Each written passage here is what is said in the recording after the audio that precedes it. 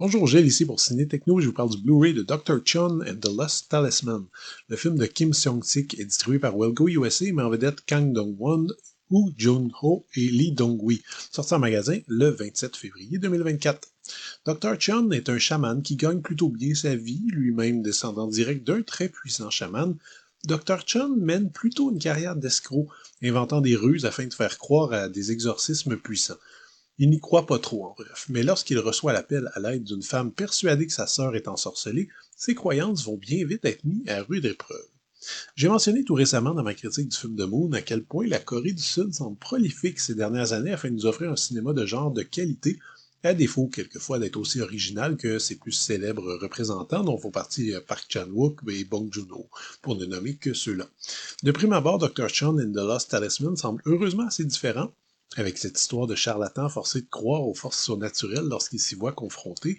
Il y a quelque chose de forcément charmant dans la prémisse, d'autant plus que le réalisateur, qui s'est fait connaître quand même comme assistant réalisateur de films prestigieux et sérieux comme Parasite ou Decision to Leave tout récemment, aborde le sujet avec un certain humour bon enfant. La scène d'ouverture, très réussie, permet de bien comprendre le personnage et sa carrière un peu louche en quelques minutes. On retrouve un peu la même ambiance que The Frighteners de Peter Jackson, en peut-être plus typiquement asiatique évidemment. Oui, parce que le scénario de Dr. Chun incorpore beaucoup de folklore coréen, parfois des détails un peu pointus qui vont peut-être déstabiliser le spectateur occidental moyen dont je fais partie.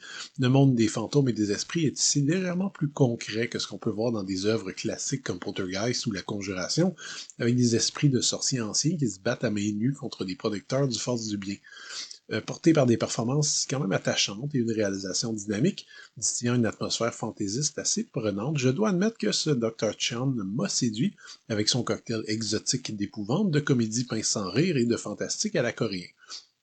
Le résultat n'est quand même pas parfait. On sent parfois que le réalisateur en est clairement à son premier long métrage. Certains développements sont un peu confus et globalement, les effets spéciaux laissent souvent à désirer, en particulier des chaînes surnaturelles qui sont incrustées comme si elles sortaient tout droit des années 90. Par ailleurs, malgré une certaine prestance, le gros méchant de l'histoire n'est vraiment pas spécialement intéressant à suivre. Le film ne brille pas, disons, pour la psychologie fouillée de ses personnages.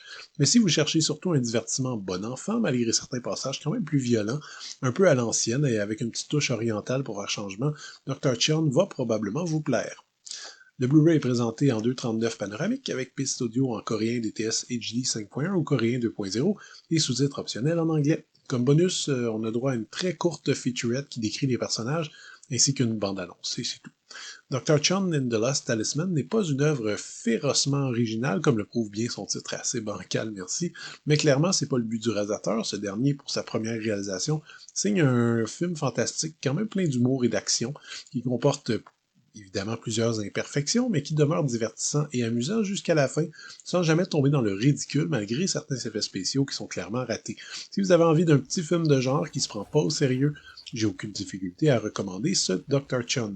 C'était Gilles, merci, bon visionnement.